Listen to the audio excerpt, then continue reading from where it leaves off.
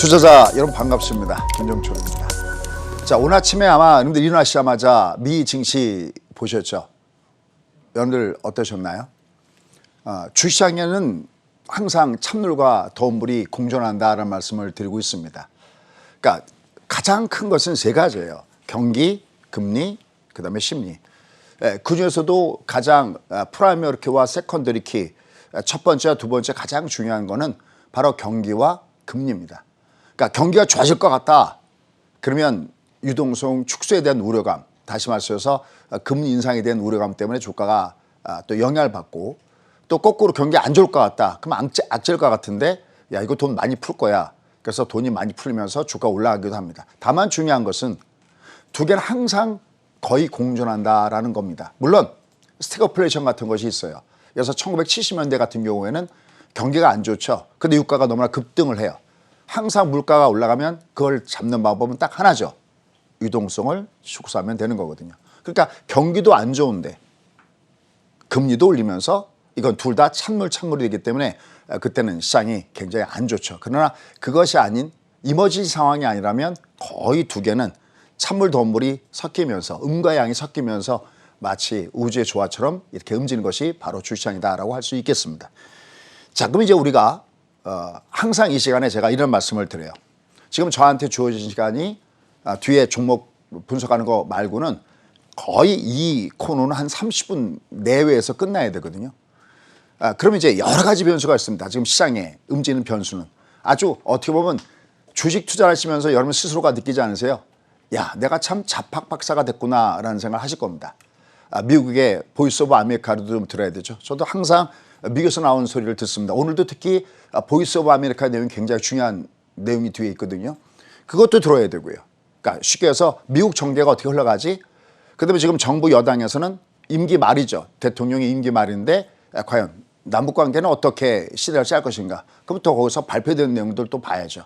그다음에 경기에 영향을 주는 거. 방금 우리 최앵커도 얘기했지만 금리 어떻게 움직이죠? 유가는 어떻게 움직이죠? 기관과 외국인들 수급은 어떻게 움직이죠? 반대 저방은 어떤데요? 또 어디는 어떤데요? 너무나 많습니다. 제가 지난번에 말씀드렸죠. Simple is best. 내가 용량이 담아낼 수 있는 용량이 안 되는데 사실은 어떻게 보면 너무 많아. 우리가 정부의 홍수라고 그러죠. 차라리 다른 것들은 안 들었으면 좋았을 텐데 내가 요거만 엑기스로 뽑아서 했다면 내가 장을 심플하게 도전할 수 있고 내가 최고의 성과를 얻을 수 있는 어떻게 보면은 우리가 가성비라고 그러죠. 요만침을 공부해서 이만큼 크게 효과를 얻는 거. 바로 저의 목적이 여기 있습니다. 자, 그럼 아마 지난주 리뷰하면서 이번 주 가져가겠습니다. 지난주에 제가 프라이머리 키와 세컨더리 키를 말씀을 드렸어요. 지난주에 시장이 안 좋았을 때 여러분이 기억하시는 건 뭔가요? 이 시장을 끌어내렸던 것은? 근데 이번 주에 시장이 반등을 줬네요.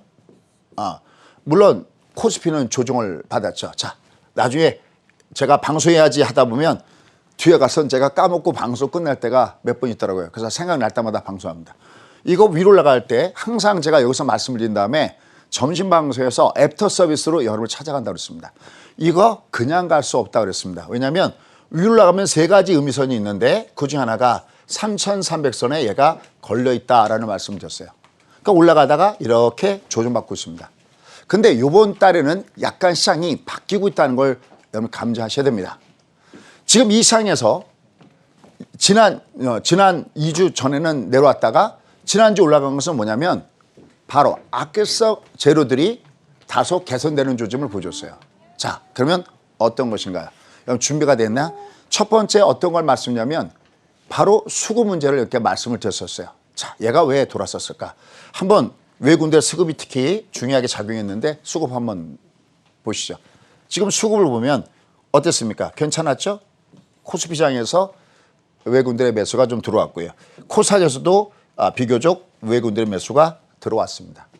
물론 아쉬운 것은요. 하나, 이들이 선물에서 매수하면서 특히 여기 선물에서 어떤 매매를 하는가 이것도 같이 한번 살펴보시면 좋습니다.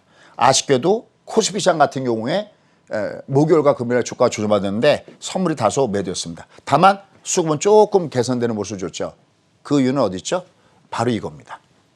말씀드렸던 대로 여기 라인을 걸어놨죠. 가격 얼마입니까? 환율은 여러분들 1150원의 가격을 딱 거놓으셔야 됩니다. 이게 중심 추세선이에요. 그러니까 웬만하면 이 1150을 중심에서 등락을 보이다가 이게 임계치를 벗어납니다. 그러니까 갑자기 환율이 급등을 주다든지 아니 환율이 갑자기 급락을 주다든지. 환율이 밑에서부터 쭉 올라왔죠. 1150원까지는 쭉 올라왔습니다. 마치 예전에 우리가 미국의 10년 만기 국채 수익률이 1.5까지 올랐을 때 이렇게 이런 멘트를 보내드렸어요. 1.5까지는 쉽게 왔지만 고속도로를 달렸지만 1.5부터 2%까지는 만만치 않을 것이다. 물론 지금도 많은 월가 전문가들은 금리는 여기서 더 올라가야 돼라고 보고 있습니다. 그 근거는 뭐냐면 복잡한 게 아니라 경기가 좋아지면 오늘 같은 경우도 여러분 아시다시피 금리가 왜 올라갔을까요? 당연히 미국의 경기 사이클이 긍정적으로 이게 나오고 있습니다. 그래서 여러분께 제가 입만 열었다면 얘기하죠. 우리 채영카도 그 얘기합니다. 우리 채영카가 아주 이 매매 센스가 있다고 그러는데 그것도 좋은데 내가 돈에 여유가 있으면 외우기도 좋게 스파이. 물론 조금 세련된 사람들은 SPX 같이 하겠지만 스파이. 오늘 아침에도 지금 미국 증시 보셨지만 다우가 신고가? 그래? 그러면 다우와 연결된 ETF. 그래서 뭐 3x 유다우 같은 게겠죠. 그다음에 S&P 500이 신고가야? 그러면 여러분들이 어디서 베팅을 쌓던 간에 이 ETF는 올라오고 있다는 거죠. 스파이 연평균 상승률이 대략 한 10에서 15%가 나옵니다. 여러분들 1년에 10 내지 15% 벌면 그게 부족한가요? 아마 오늘도 아침에 이 방송을 듣고 계신 저희 수강생 여러분들은 웬만하면 다 이 스파이나 SPX는 다 묶고 가고 있습니다. 왜냐하면 내가 매매할 때 맞춰서 먹어야 되는 트레이딩이 있고요. 대표적인 것이 비트코인 같은 거죠. 맞춰서 먹어야 되는 비트코인 같은 것이 있고요. 그냥 놔두면 자기가 알아서 올라가는 투자의 관점이 있습니다. 여러분들 이게 구별이 안 되고 있습니다. 그러니까 소위 얘기하는 투기성 종목을 투자의 종목처럼 하다가 뒤늦게 들어가서 당하는 경우가 많이 있습니다. 근데 이렇게 천천히 올라가는 걸 굉장히 싫어하세요. 별로 그런 건 또 인기도 없어요. 막 화끈하게 움직이는 거 보면 인기가 있죠. 근데 어떻게 될까? 계좌를 까보면 힘들죠. 그러니까 나는 내가 매매할 때 물론 내가 화끈하게 움직이는 종목군들도 내가 매매 대상이 돼야 되겠죠. 우리가 소위 파다닥 종목이라는데요. 탄력도가 좋은 종목군들도 베팅하지만 가만 놔둬도 자기들이 알아서 움직일 수 있는 종목.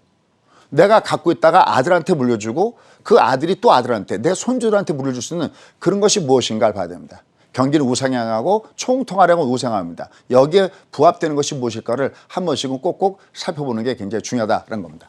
결국 이 환율이 1150원이 굉장히 중요한데 이게 어떻게 됐습니까? 내려왔죠. 여러분들 환율 그러면 경기 들리시는 분 많이 계시거든요. 환율 차트 딱 볼 때 그냥 다른 거 하나도 없어요. 만약에 이것이 삼성전자 차트면 어떻게 되는 거죠? 이게 올라가면 삼성전자가 올라간 거고요. 이게 내려가면 삼성전자 가격이 내려간 거죠. 그렇죠. Simple is the best. 그러니까 얘를 환율을 그러면 무조건 얘는 달러 가치야. 달러라는 종목이다라고 생각하시면 됩니다. 올라가면 삼성전자 가격이 올라가고 내려가면 삼성전자 가격이 내려가듯이 얘는 달러 종목이야. 이거 그럼 뭐가 올라간 거냐? 달러가 올라갔구나. 얘는 뭐가 떨어진 거냐? 달러 가치가 떨어진 거다. 그래놓고 여기 번역기 갔다 온 다음에 그럼 원화 가치는 이건 반대잖아요. 환율이니까. 익스체인지 레이트니까. 달러가 내려왔네요. 그럼 원화 가치는 올라갔죠. 달러가 내려오고 원화 가치가 올라가니까 외국 입장을 보면 당연히 매수 중심에 있었던 거죠. 이미 지난주에 여러분께 시장을 억눌렀던 두 가지 악재가 이번 주에 소멸될 가능성에 대해서 얘기했어요. 1150원? 만만치 않다. 근데 이 1150원 올라가는 걸 막는 재료가 있죠. 그게 뒤에 나옵니다. 지난번에도 한번 선보였는데. 그 다음에 또 하나. 시장을 뭐가 억눌렸죠? 그렇죠. 바로 얘들이죠. 제가 맨날 얘기하는 거야. 제발 쪽박만 깨지 말라고 부르짖는 거예요. 그죠? 그래서 얘들이 쪽박을 깨어들었습니다. 자, 이미 그 점심시간에 말씀드렸습니다. 앞으로 중국 증시는 한 달간 안 봐도 된다 그랬습니다. 그래서 이거 무슨 얘기입니까? 한 달간 안 봐도 된다? 이제 얘는 우리가 소위 얘는 임계치를 벗어나지 않아요. 저 환율도 너무나 또 급락을 보이면요. 이게 또 문제가 되고 속도에 문제 있습니다. 너무 위로 급등을 주면 문제가 되죠. 유가도 여러분들 기억하시죠? 한파가 몰아닥쳤을 때 유가가 너무나 급등을 줘서 문제가 있죠. 어떨 때 또 유가가 올라가면 좋다고 그러더니만 또 너무나 또 올라간다고 또 난리를 보이고 항상 그 속도에 문제가 있는 겁니다. 이럴 때마다 저는 설명합니다. 여러분들 우리가 어렸을 저 학교 다닐 때 그 밑에다 램프에다 불 켜놓은 다음에 유리관을 주면서 과학 선생님이 야 이거 한번 이렇게 U자형으로 켜봐 그럴 때 어떤 학생들 하다 보면 뚝뚝 끊어지죠. 어떤 학생은 잘 쉬고요. 왜요? 속도에 문제 있죠. 이 열을 받아가면서 서서히 이렇게 되면 좋은데 비도요. 한꺼번에 오면 폭우가 되고 장마가 되잖아요. 그래서 중국이 난리죠. 그죠? 적당한 속도로 와야 되거든요. 마찬가지예요. 얘가 그냥 어진간히 빠지면 아무 상관이 없는데 너무 급락을 두다 보니까 운하장에 영향을 줬습니다. 자, 그럼 얘 한 달 동안 볼 필요가 없다라는 말씀을 드리고 있는데 물론 얘들이 내려가면 우리도 영향을 받고요. 그러니까 10시 30분 10시 30분 그 근처엔 조심하셔야 돼요. 얘들이 10시 30분 그 근처에 장을 열 때 갑자기 우리나라 장이 올라가다가 특히 선물에서 영향을 많이 받습니다. 선물이 갑자기 빠지면 우리도 빠지고요. 또 내려가다가 10시 30분에 얘들이 발표되면서 좋아지면 또 올라가는 영향이 있기 때문에 장주에는 영향을 준다. 이건 당연한 거예요. 그 얘기를 하는 게 아니라 전체 트렌드에 여기처럼 영향을 주는 건 이제 끝났다라고 보시면 됩니다. 얼마 동안? 한 달이요. 소위 왜 한 달 동안이라는 단서를 받습니까? 라는 겁니다. 일단 얘는 내려갈 때 패턴상 중방 직접 패턴이기 때문에 얘가 괜찮다는 말씀 드렸잖아요. 이거 올라가면 여긴 두들기는 자리예요. 얘가 내려가면 올라가는 자리예요. 그러니까 얘는 당관 데코보코 왔다 갔다 하는 건 가능하겠죠. 이게 대략 어느 정도 되냐면 이게 기적으로 봤을 때 이렇게 우리가 생명線이라고 그러는데 있어 이렇게 꺾어지고 나면 얘가 한 달 동안은 이런 과정에서 움직입니다. 그럼 선생님 한 달 이유는 어떻게 될까요? 봐야 돼요. 그다음 하나만 더 얘기할게요. 중국이 내렸을 때 요번에 얘는 너무나 가파르게 내렸으니까 우리한테 영향을 주는 거죠. 원래 얘들이 내리는 거랑 우리가 빠지는 거랑 상관이 없어요. 이미 우리나라 증시가 2018년도 1월 달까지는 미국과 같은 한 배를 타다가 2018년 1월 달서부터 그 다음에 주가 내리고 들 때 우리가 중국을 따라갔다는 말씀을 드렸어요. 기억나시죠? 2019년까지 빠질 때. 왜요? 딱 하나만 조심하면 됩니다. 얘들은 이제 앞으로 한 달 이후에 이때부터 뭘 받았냐면 만약에 중국 증시가 내려갈 때 이것이 미국과 중국 간의 정면 충돌에서 내린 거라면 이건 영향을 줍니다. 근데 이거 내려간 건 왜 내려간 겁니까? 지가 지발등 찍은 거잖아요. 그죠? 자기네가 빅테크 업체들 제약을 주고, 그죠? 시진핑의 3연임이 걸려있다고 그랬죠? 그 다음에 산하, 출생률 이와 연결돼서 교육부가 너무 많이 드니까 이거 제약하겠다. 제가 그런 얘기 했죠? 자기들도 놀랬을 거다라는 말씀을 드렸어요. 이렇게 얘기할 수 있습니다.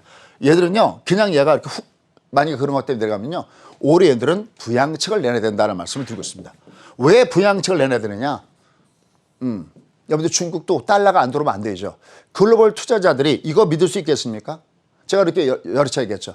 제가 항상 저희 수강생들한테 딱 두 가지는 매매하지 말라고 그래요. 하나가 중국 증시에 중국에다 매매하지 말라고 그러고요. 두 번째가 비트코인 하지 말라고 했습니다. 방금도 우리 챈크한테 그런 얘기 했는데. 왜냐하면 걔네들은 맞춰야 먹어요. 그러니까 이렇게 왔다 갔다 하는데 내가 기가 막히게 들어가고 기가 막히게 팔고 이걸 트레이딩이라고 그래요. 차라리 이거 할 바에는 차라리 파생하는 게 훨씬 낫습니다. 이건 맞춰야 먹는 거예요. 맞추지 않아도 먹는 거. 아까 미국 증시 보시면 맞추지 않아도 내가 설령 고점 물려도 지나가면 고점을 베낄 수 있는 거. 왜? 경기는 우상향하고 총탄은 우상하니까 여러분들 나중에 은퇴해서도 이 짓 하실 거예요? 정말 누구 애들은 저희 수강생 중에서 아이들 얘기해서 안 됐지만 우리 정체가 대체님 같은 경우는 굉장히 젊어요. 굉장히 젊은 친구인데 돈 생기는 것마다 자기가 투자용으로 갖다 넣고 있습니다. 나중에 휴양지에서 모히또 저도 한번 마셔봤으면 좋겠는데 여유롭게 지내고 싶다라는 어떤 그런 꿈을 갖고 있어야 될 거 아닙니까? 그래서 저는 은퇴 자금의 3분의 1은 오히려 미국에 받아라. 왜? 경기 사이클이 우리보다 2배 이상 길거든요. 얘네들은 투자할 수가 없습니다. 도대체 언제 어느 때 뭐가 어떻게 될지 알 수가 없어요. 주식시장에서 가장 불확실하게 생각하는 것을 가장 싫어한다는 말씀 드렸어요. 자, 그러면 얘들이 말씀드렸던 대로 두 가지가 악재였다가, 그죠? 두 가지가 악재였죠. 두 가지가 악재 현상을 보였다가 얘가 이제 올라가기 시작하고 있습니다. 그럼 이제 얘는 왜 영향을 주지 않느냐? 여기 각도가 너무나 가파랐기 때문에 우리나라 시장에 영향을 줬지 이거는 결국은 국내용이거든요. 미국한테 물론 뭐 연결 고리하면 뭐 안 보고 어쩌고저쩌고 그런 얘기하지만 결국은 안을 뜯어보면 국내용. 다시 말해서 시진핑의 3년인가 결부돼 이런 내용들이지 다른 내용이 없거든요. 그럼 한 달 동안은 얘가 기적으로도 괜찮지만 얘는 주목할 것이 있습니다. 그게 뭐냐면 바로 10월 달입니다. 이때는 다시 한번 타책이 될 겁니다. 10월 달에 뭐가 있는지 아시죠? 여러분들 지금 바이든이 대통령 당선된 다음에 한 번도 시진핑과 만나지 않았습니다. 우리가 트럼프 때만 기억하더라도 자이 리조트에다가 초청을 해갖고, 그죠? 뭐 여러 가지 얘기도 많이 하고 있잖아요. 한 번도 만나지 않고 있습니다. 근데 10월 달에 이탈리아 로마에서 뭐가 있습니까? G20 회의가 있죠. 이걸 앞두고 어쨌든 싫든 좋든 어쨌든 드디어 정상 간의 만남이 있어야 될 거고요. 정상 간의 만남이 있을 때 그냥 만나지 않죠. 항상 그 밑에 참모진들이 벌써 만나서 회의에서 어떤 내용을 할 것이고 뭐를 주고 뭐를 받을 것인가 이걸 얘기합니다. 여러분 이번에 중국이 한 얘기가 너무 재밌지 않습니까? 그러니까 중국이 미국에 대해서 요청하는 거 절대 이것은 건드리지 말라고 얘기하는 것들이 있고요. 또 미국에서 중국에 요청하는 것들이 있죠. 그래서 하나 굉장히 특이했던 것은 뭐냐면 중국에서 중국의 공산당이라든지 이런 고위급 이런 인사들 이거 미국 입국하는 거 막는 거 이거 하지 말아달라 뭐 이런 얘기도 하고 있지 않습니까? 사실 찾다 보면 변수가 굉장히 많아요. 다만 중요한 거 알았다. 얘들이 이제 여기 급락을 줬을 때는 이게 영향을 줬습니다. 우리나라 시장에. 근데 얘는 이제 각도가 괜찮죠. 급락 급등. 그럼 얘는 뭐냐면 왔다 갔다 하겠다는 거예요. 당분간.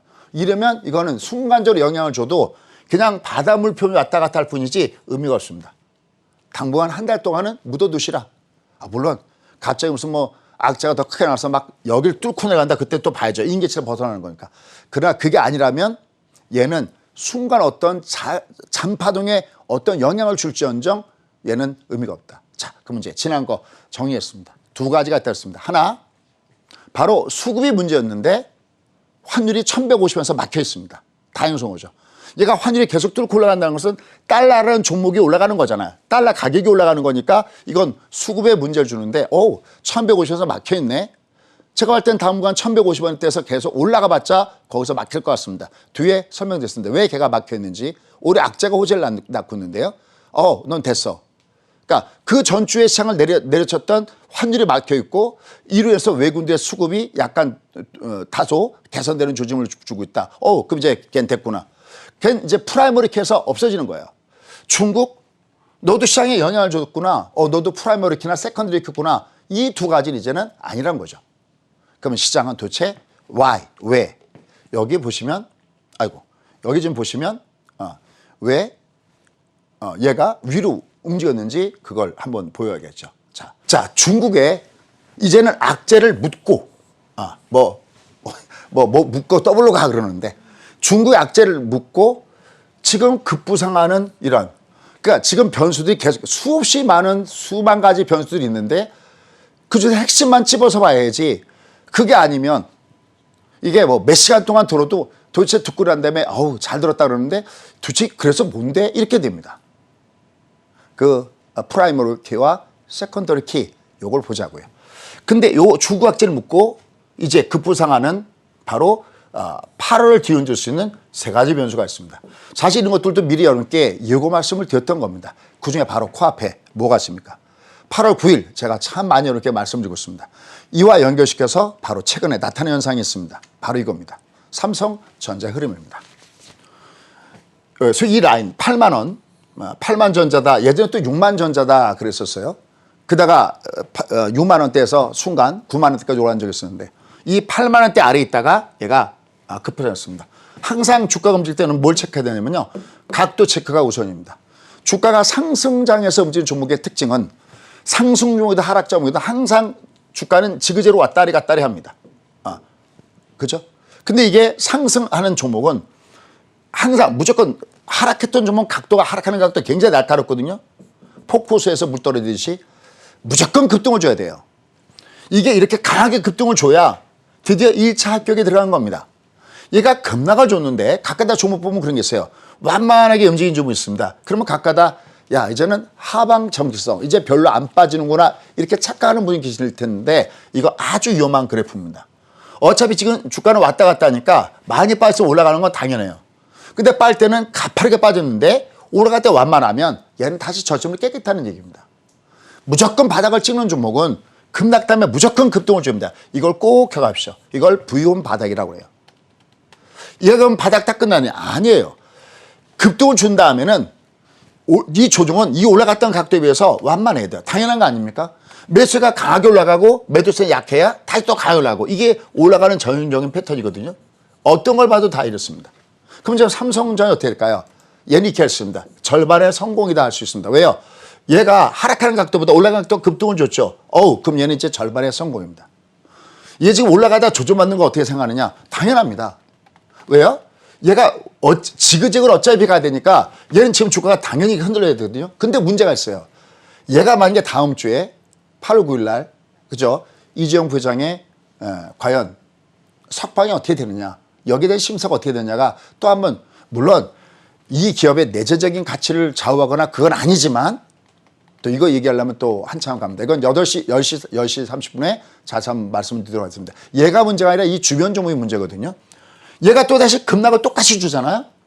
그러면 넌 여전히 속칭 왔다리 갔다리 혼조 양상에서 넌 아직 방향성 안 타는구나 이렇게 해석이 됩니다. 근데 얘가 다음 주에 조정받아도 상관이 없어요. 완만한 모습만 보여주면 괜찮다는 거죠. 더군다나 얘가 이렇게 한번 올라간 다음에 또다시 얘가 올라갈 때 이렇게 장대항볼 줘버리면서 움직이면 드디어 여기는 완전하게 바닥으로 자리매김하는 겁니다. 급락 끝을 줘서 V자형 바닥을 준 다음에 다음엔 항상 각도를 체크하라. 완만한 조짐이면 아주 좋은 겁니다. 그 다음에 또다시 빵 하고 터지면 우리가 이것을 트윈 캔들이라고 그러는데 두 번에 걸쳐서 각도 이렇게 나면 너 이제 완전하게 의미가 있어 이렇게 할 수 있습니다. 근데 이게 삼성전자 그게 아니어도 시간의 문제이지 지금 파운드리 문제에서 막혔어서 문제죠. 파운드리 수율이 지금 안 나오기 때문에 막혔어서 문제이지 얘가 다시 한번 올라갈 수 있는 부분이 있죠. 여기다 최근에 여러분들 아시다시피 메타버스 얼라이언스에 또 참여했다 그런 얘기 때문에 위로 올라가는 모습을 주고 있지만 역시 메인은 이재용 부회장의 이 석방 문제와 연결됐습니다. 지난번에 말씀드렸지만 이게 사면까지는 모르겠는데 이건 사면까지는 대통령의 결정이 필요한 문제이기 때문에 여기까지는 모르지만 가석방에 대한 문제는 뭐 여당 대표도 얘기했고 이건 법무부 소관이기 때문에 법무장관만 어떻게 결정하느냐 이게 결국은 중요한 맥점이 되지 않겠나라는 생각을 해봅니다. 이건 뭐 같이 한번 지켜봐야 되겠죠. 어쨌든 그럼 여기가 움직이면 여기다 배터리를 써야 되냐 그렇지는 않습니다. 바로 다른 종목들이 있습니다. 바로 밸류체인 종목군들입니다. 지난주에 움직였던 일주일의 주가 흐름입니다. 여기 특히 테스가 좀 강했네요. 그렇죠? ENF 같은 경우도 여기 한번 올라가고 좀 나름 견조했죠. 네페스 그다음에 PSK도 괜찮았죠. 제가 이런 얘기합니다. 왕보다는요. 왕비가 행복합니다. 뭐 현대차에 대해서 어떤 호재가 나왔다. 현대차가 강한 게 아니라 현대차에다가 물자를 공급하는 여기 관련된 소재 부품 이런 게 좋듯이 삼성전자는 그냥 어떻게 보면 얼굴 마담이고요. 주변 종목이 강하게 올라가는 것을 보실 수 있을 겁니다. 여기도 마찬가지죠. 그죠? 여기도 쭉 요새 조정받고 있지만 테스라도 강하게 올라간 다음에 조정 주고 있고요. LB세미콘 전부 다 밸류체인 관련된 종목군들 이렇게 이들 종목군요. 얘들 말고도 많습니다. 이걸 아까 말씀드렸지만 10시 반 이후에 이렇게 말씀드리겠습니다. 어떤 말씀을 드리고 싶으냐? 자, 첫 번째. 이 장은 그 전주의 장은 중국 증시의 급락과 환율의 상승에서 외국대 매도해서 얘가 우리도 굉장히 영향을 받는 장이었습니다. 근데 지금 시장은 그 악재에선 벗어나 있습니다. 그것이 간헐적으로 중간에 영향을 주겠지만 시장을 망가뜨리는 장세는 되지 않습니다. 근데 지난주에 지금 8월 달에 급격하게 시장 전체의 분위기가 바뀌고 있다. 그중에 바뀌는 것 중에서 세 가지가 있는데 그중 하나가 바로 삼성전자의 분위기다. 여기에 활용점정 점을 찍어줄 수 있는 것은 이재용 부회장의 가석방이나 이런 것들이 어떻게 되느냐가 관건입니다. 하지만 그게 만약에 요번에 나오지 못한다 하더라도 이미 60%를 이미 맞췄어요. 그러면 어떻게 될까요? 결국은 만약에 다시 8만 원대 아래로 내려가고 만약 이것이 여의치 않아서 삼성전자가 하락한다 하더라도 오히려 이재용 부회장이 오히려 거기 있을 때가 가장 삼성전자 주가는 가격이 제일 싼 부분에 있고 여기에 연결된 종목군들도 삼성전자가 8만 원대 아래 있을 때 이들 종목군들도 가장 가격이 싸다는 점에서는 굉장히 주목해야 될 세 가지 변수 중에 하나가 아니겠느냐. 8월 9일 어떻게 되는지 보시자고요. 여기도 지금 호불호가 있고 60%는 이건 나와야 된다. 경제를 위해서. 그러나 또 한 20%대는 이거 무슨 소리냐. 이거 공정하지 않아. 내보내면 안 돼. 이렇게 얘기하는 쪽이기 때문에 이건 뭐 두고 봐야죠. 그건 우리의 결정사항이 아니죠. 다만 우리는 거기에 따라서 대응할 뿐입니다. 자, 그다음에 두 번째 중요한 게 있습니다. 아까 여러분께 환율에 대해서 말씀을 드렸는데 올해 악재가 호재가 낳는 부분이 있습니다. 바로 이 부분입니다. 여러분 어떻게 생각하세요? 금리 8월 달에 올릴 것 같으세요? 올리지 않을 것 같으세요? 지금 JP모건이 입장을 확 바뀌었습니다. 요번에 한해서 나온 내용들을 보고요. 원래는 이 JP 같은 경우는 10월 달 정도에 금리 올리겠지 이렇게 봤었어요. 왜냐하면 내년 3월 달에 저 대선이잖아요. 그러면 지금 현재 부동산이 보고 뭐 일부 자산의 버블 현상, 특히 또 한참 뭐 비트코인 난리가 났었잖아요. 그렇죠? 이러면서 야 이거 가만 놔뒀다가는 문제가 되겠다. 야 이거 근데 금리 올리면은 빌려간 사람들 문제 터지는 거 아니야? 라고 봤는데 한해서 입장은 이걸 가만 놔뒀을 때 그 뒤에 더툭 감당이 어렵다는 거고 이주열 총재는 어차피 이번에 임기 마감이라는 거죠. 그런 측면에서 이건 금리는 올리겠구나. 그리고 말씀드렸던 대로 금리를 내리는 문제는 우리가 먼저 낼 수 없지만 올리는 것은 얼마든지 우리가 가능하다는 말씀을 이렇게 드린 바 있었습니다. 환율에 대한 부분 때문이죠. 10월 달로 봤는데 8월 달로 앞당겨졌습니다. 그러면서 연내 2차례. 물론 이것도 봐야지 알겠죠. 다만 오늘도 미국 같은 경우에 보면 금융주 또 우리가 금리가 올라가면 금융보험주 섹터 같은 경우는 그냥 묶고 가는 전략이죠. 그냥 뭐 화려하진 않지만 우버처럼. 근데 두 번 금리를 올릴 가능성이 높다. 이렇게 얘기를 하고 있습니다. 그래서 지금 JP모건도 그렇고 현재 나온 사항도 전체 보면 그렇습니다. 여기 그리고 실제적으로 뭐 인물이 나오고 있는데요. 예전에 6명 중에서 1명이 야 금리 올려야 돼 라고 얘기했거든요. 근데 이제는 5명이 금리 올려야 돼 라고 얘기하고 있습니다. 그럼 어차피 가야 될 길이라면 먼저 올려야죠. 내년 3월을 코앞에 두고 그때 가서 금리 올릴 수는 없잖아요. 미리 거기랑 먼 올해 일단 금리 올릴 가능성이 굉장히 높다라는 쪽이고요. 그 다음에 얘는 금리 올리든지 안 올리든 상관이 없습니다. 전체 시장의 컨센서스가 금리 올릴 거라고 하는 순간 금리라는 것은 돈가치거든요. 우리나라 금리 올린다 그러면 우리나라 원화 가치 올라간다고 하는 순간 그러니까 1150원에 지난주도 한번 얘기했죠. 얘가 1150원에서 야 얘가 여기까지는 쉽게 왔지만 여기서 얘가 막힐 수 있는 건 뭐냐. 바로 하락해서 금리 인상에 대한 가능성. 즉 우리나라 원화 올린다는 것은 달러 가치를 묶어둔다는 거니까 그렇다면 당분간 1150원대가 일단 당겨지지만 저하로 자격할 것이 없다. 그럼 외국인들 매매가 이게 계속 뚫고 올라가면 외국인들이 매도가 될 텐데 이게 여기를 막힌 상태에서 올라가더라도 내려가고 올라가도 내려가고 어느 정도 진정되는 기미를 보여준다라고 한다면 외국인들 수급은 그렇게 걱정할 바가 없지 않느냐. 그래서 올해 이것이 악재가 호재가 될 수가 있다는 겁니다. 자, 그다음에 마지막으로 준비한 게 이겁니다. 여러분들 이 사진이 뭐라고 생각하십니까? 뭐가 폭파당하는 사진이죠. 왜 갑자기 느닷없이 군통신선을 북한이 복원했을까라는 겁니다. 우리가 아마 여기에 주식에 관심 없는 분들도 아마 이 사진은 기억나실 겁니다. 그렇죠. 바로 개성에 있는 남북 연락사무소 폭파당했다고 자랑스럽게 떠드는 지가 불과 얼마 안 됐습니다. 찢어지겠다고 자기가 갔어요. 근데 갑자기 얘를 복원했어요. 왜일 것 같습니까? 여러 가지가 겹쳐 있습니다. 그중에서 가장 핵심 이게 왜 얘들이 이걸 갖다 폭파시켜 놓고 다시 얘를 복원시켰을까 했을 때는 말이 필요가 없습니다. 딱 하나의 그래프만 보여주면 게임 오버 이겁니다. 이거요. 뭔데요? 북한이 작년에 2020년도에 모래도 날리고요. 성장률을 보면 최악의 성장률을 기록하고 있습니다. 북한도 한때 살아가던 때가 있었어요. 근데 여기 보시면요. 만회성장, 최악의 만회성장이죠. 24년 만에 최악의 성장률을 기록하고 있습니다. 우리가 목구멍이 포도청이라는 얘기가 있습니다. 가장 중요한 것은요. 아무리 우리가 뭐 누구를 지지한다 하더라도 당장 내 호주에서 돈 뺏어간다 그러면 그거 지지할 수 있겠습니까? 또 하나 먹고 살아야 되는데 먹고 사는 문제를 해결하지 않으면 그게 온전하겠습니까? 이거 뭔가가 심각성이 굉장히 크게 드러나는 거죠. 그래서 작년에 경쟁성을 보니까 뒷걸음을 쳤는데 2003년 수준으로 갔습니다. 왜 그러면 됐을까요? 지금 코로나19 때문에 지금 국격이 봉쇄당해 있죠. 지금 북한은. 그러니까 제대로 어떤 물자나 이런 것들이 들어가지 못하고 있고 더군다나 기상 악화. 요새 그 탄소 관련주니 뭐니 해서 움직였던 것도 발휘가 어려웠죠. 지금 중국도 물난리 때문에 이미 여러 차례 이렇게 설명을 드렸죠. 이 통계치를 보면 어마어마한 일이 발생되고 있다라는 얘기가 하고 있습니다. 여기서 이제 중요한 얘기가 있습니다. 이겁니다. 고난의 행군. 이거 정말 무서운 얘기입니다. 저 고난의 행군은 뭐냐면 하루에 3끼 먹는 사람들은 2끼 먹어야 된다는 얘기고요.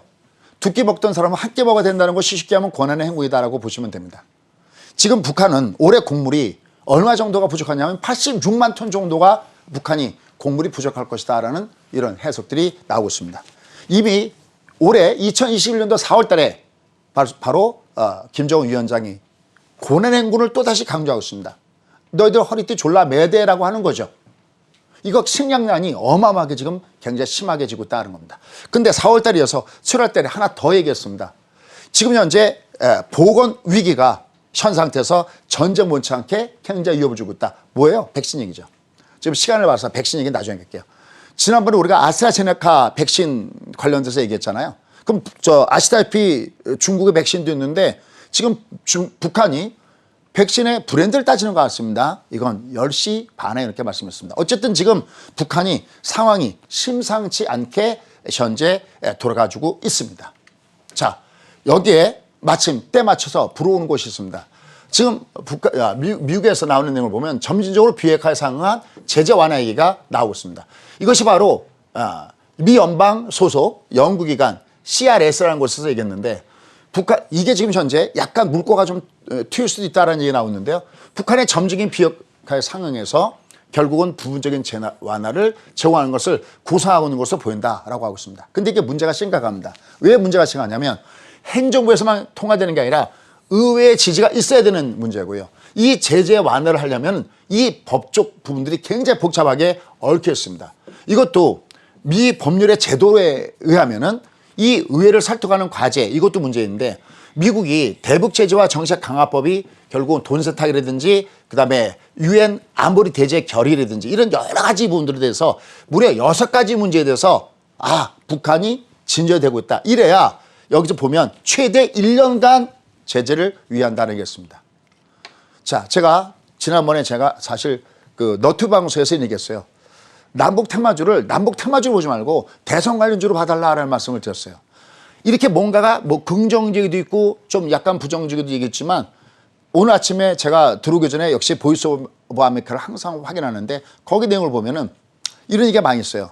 지금 우리 지금 대통령 임기 말이잖아요. 대통령 임기 말에 자칫 남북 간의 어떤 정상회담을 추진한다든지 이랬을 때는 이거는 그대로 이게 득보다도 실이 더 많을 수가 있겠고 이게 결국은 북한과 미국 간의 어떤 그 통화 이 활로를 모색하는데 별로 도움이 안 될 것이라는 지주장들이 아직까지 전문가들 입을 통해서 많이 나오고 있습니다. 하지만 현 정부에서 가장 지지율이 높았을 때가 어땠을까요? 바로 북한과 화해 무드가 조성됐을 때죠. 지금 트럼프는 2번, 그다음에 현재 현 정부 대통령 우리 문재인 대통령은 3번 만났죠. 과연 이런 상태 속에서 이 상황 어떻게 전개될 것이 할 때는 얘는 대선주로 본다면 아주 간단하게 여기가 전개가 됩니다. 그러니까 이 주변적인 그 무드들이 현재 그동안에 어떤 늘려있던 이런 부분들이 대선을 만나면서 그러니까 보통 선거 앞에 악재 없다 그러잖아요. 이런 문제들이 다시 강하게 부각이 될 가능성이 굉장히 높습니다. 이러면서 결론적으로 이 그래프를 가지고 말씀 좀 드렸습니다. 여전히 추세는 한 번도 깨진 적이 없습니다. 근데 이번 달 아주 중요합니다. 왜 중요하냐면 항상 이렇게 조정받고 난 다음에는 이 조정받은 것을 뚫고 올라가셔야 됩니다. 아까 제가 올라갈 땐 강하게 조정 완만하게 올라갈 땐 강하게 이걸 다른 말로 하면 롱 패턴에 나와야 되거든요. 지금 여기 딱 막혀 있습니다. 만약에 얘가 이렇게 끝나잖아요. 그러면 다음 달도 계속 봐야 됩니다. 어딘가 얘가 조정받을 때는 음의 조정을 줘야 되거든요. 요건 10시 30분에 좀 더 디테일하게 살펴보도록 하도록 하겠고요. 지금 주가 위치도 얘가 이렇게 올라가면 우리가 소위 갈매경 이중 매집청이라서 올라갈 수가 있는데 요게 여기 깨져버리면 조금 좀 내용이 심각해집니다. 하지만 기존 모습을 깨지는 것은 전혀 아니다라는 말씀을 드리고 싶습니다. 결론, 그동안에 악재였던 2가지 환율 문제와 중국 문제, 너희들은 일단 저리 가. 너는 이제 프라이머리 키가 아니야. 이제 새로운 프라이머리 키들이 달려옵니다. 이재용 부회장의 문제, 삼성전자의 문제가 아니라 삼성전자 주변에 주목권단들 섹터, 이 소부장 종목을 관심 있는 분들은 이 부분을 철저하게 우리가 눈여겨서 보셔야 되겠고요. 그다음 아까 얘기했던 대로 역시 금리를 올린다. 그건 수급에는 악재가 될 수 있겠지만 어차피 이미 시장은 반영하고 있어요. 이미 한이 금리 올 것이다. 이건 새로운 악재가 안 됩니다. 오히려 이걸 발표되는 순간 오히려 악재가 호재로 전환될 수도 있다는 것도 염두에 두셔야 되겠고요. 그다음 마지막으로 지금 저 북한 문제에 대해서는 여러 가지 감론을박이 많습니다. 근데 저거를 남북 테마주의 관점에서 보지 마시고요. 대선 관련주에서 보시는 전략이 필요하다. 그 전략은 제가 10시 반에 다시 한번 자세하게 설명을 드려보도록 하겠습니다.